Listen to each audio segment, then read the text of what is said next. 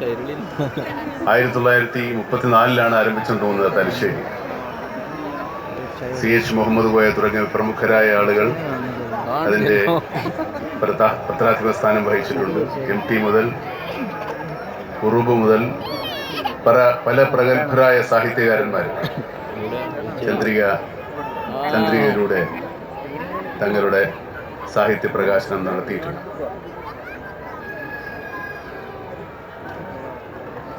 സ്വന്തം നിലപാടിൽ നിന്ന് വ്യതിചലിക്കാതെ സമുദായത്തെ സമൂഹമായും സമൂഹത്തെ സമുദായമായും കാണാൻ സാധിച്ചു എന്നുള്ളതാണ് ചന്ദ്രികയുടെ ഏറ്റവും വലിയ പ്രത്യേകത. നിലപാടുകളിൽ ഉറച്ചു നിൽക്കുമ്പോഴും സാമൂഹ്യ പ്രശ്നങ്ങൾ കൈകാര്യം ചെയ്യുമ്പോൾ ഒട്ടും